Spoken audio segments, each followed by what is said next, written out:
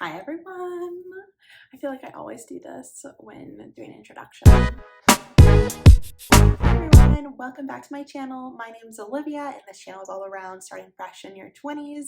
Let's get into today's. Today we're talking about something that feels kind of common sense but isn't, but let's talk about the importance of developing a healthy routine. For me, when I don't have a routine in place, my life feels chaotic. And so I use September to set some kind of just high level goals for myself. And now that we're halfway through September, I feel like it's really worked well. So like I said earlier, I kept these goals very high level, and it's funny because I use the word healthy and a healthy routine, again, very loosely, because my 4 goals are wellness, creativity, career, and then literally a goal around getting ready for fall, probably the most important one. So I apologize that the first one is pretty obvious, but I would be remiss to not include exercise in my daily healthy routine. I've always been pretty good about exercising, like, and mindful of like, oh, I haven't moved much today, I should probably go for a long walk. Like, exercise to me like isn't hard to really implement. But the difference that I've made this month is that at the beginning of the week, I have reviewed in my head exactly what kinds of movement I want to do every day. And I feel like just planning out that exact kind of movement ahead of time has taken a weight off my shoulders for some reason. Who knew it was weighing me down this much?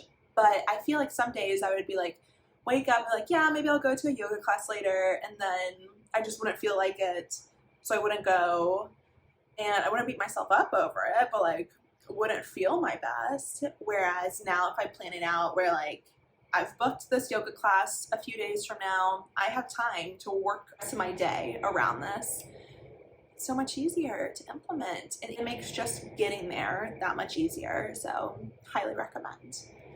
The next habit I've been trying to work on, and I apologize, not all of these are so obvious, I would say this is really the only other obvious one besides exercise, is meditating.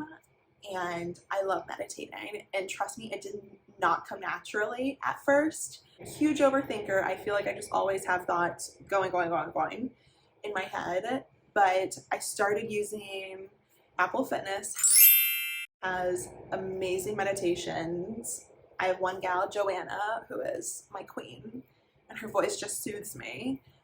And I feel like meditating has helped me come back to the present moment and put a pause on all these swirling thoughts in my head, and has been immensely helpful just for that, and kind of just like giving myself a break from my own mind.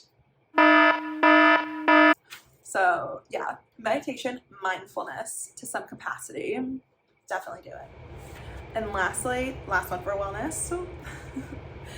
I feel like wellness daily habits are just so duh, you should just do this already, but can't help it. Sorry, sometimes I don't. But anyways, a walk around my apartment building is usually always between like 6 and 8 minutes. It's not long. And working from home, I've literally penciled it into my calendar when I could take these under 10-minute walks and breaks from my desk. And that has helped. I know they say movement is important, like whatever, gain it in every day. Again, obviously. But, and I've started using a standing desk, and that's amazing too, but that gets kind of tiring. But just doing these little walks, so nice. And honestly, I feel like I come back to my desk with like new ideas for work. Like, it's so helpful in that. And so a little hot girl walk here and there, that would be my third thing for wellness. Let's get into the next category. So our next category is creativity. Hopefully I did a cool edit with that. So because I am still learning YouTube and new to the ins and outs of it all, really planning and figuring out what I'm gonna say and filming and editing one video usually takes me around like 3 days, 3 different days to like accomplish all of it. And before getting into working on one video, the time frame for that is sometimes daunting and like intimidating, and I feel like I could be like, oh well, better go make some friends, or I need to go explore my new area. Do I have time to do this? But the minute I start thinking about my next one, my next video, what I'm gonna do with it, I get so excited and I really enjoy it.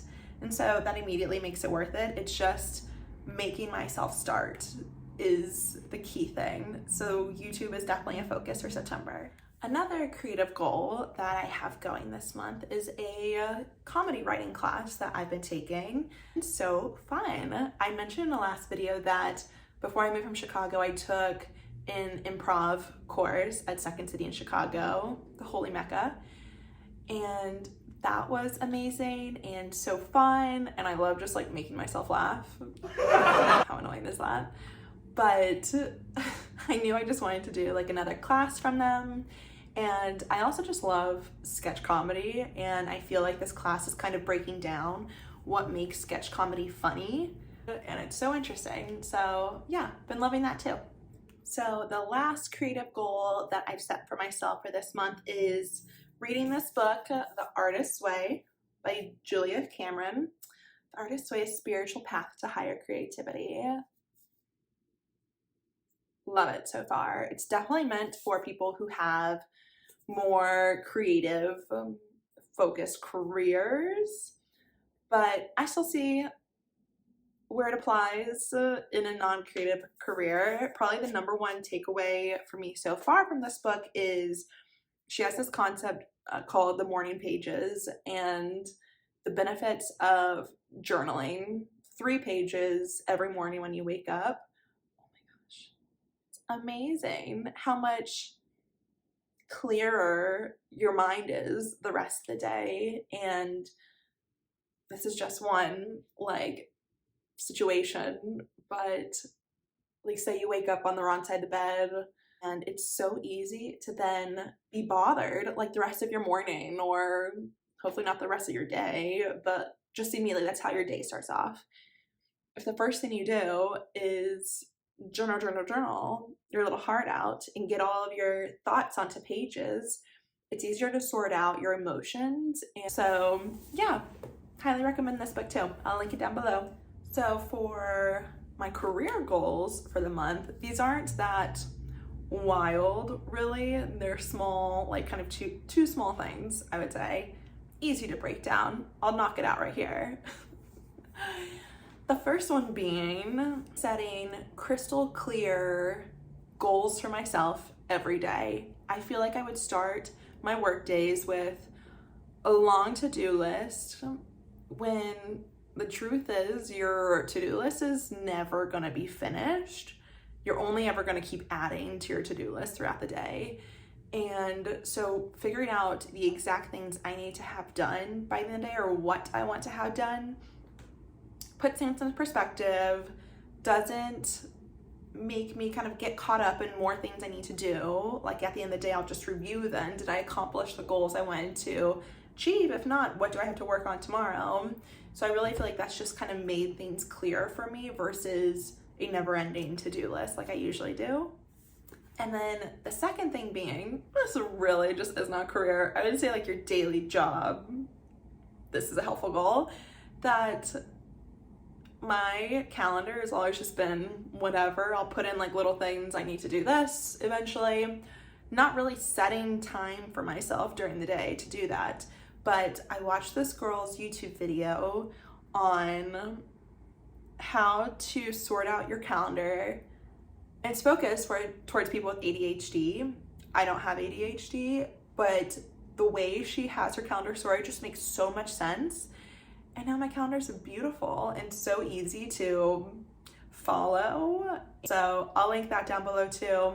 Take a look at that because it was so helpful and just making my day easy to understand. So our last category for September healthy routine is getting ready for fall. It's kind of a stretch if you ask me, but I am a sucker for all things fall. So fall starts on September 1st. There's no workaround. If you don't believe that, then we disagree. but I also live in Arizona where it's still consistently 100 degrees outside, but we are embracing it. So here we go. So I guess this kind of falls in creativity a little bit too, but usually in the fall, I love reading like kind of spooky thriller books, but over the past month, I've made the mistake of reading and thus committing my life to the book The Fourth Wing by Rebecca Yarros. And all of the hype is true, and I don't care what people say. It's definitely like young adult. It's literally all about dragons.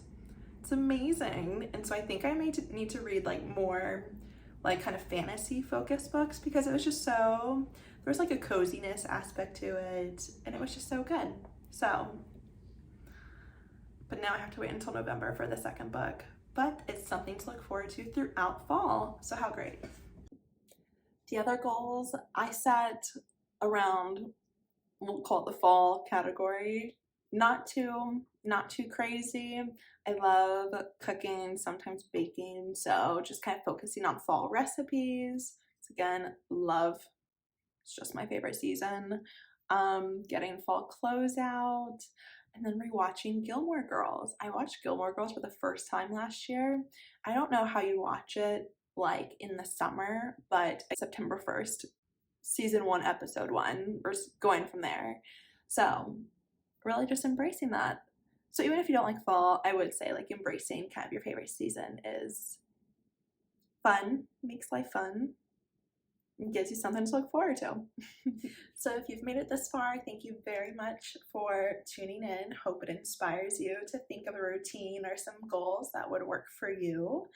If you've enjoyed this video, please like and subscribe, and I will see you next time. Thank you.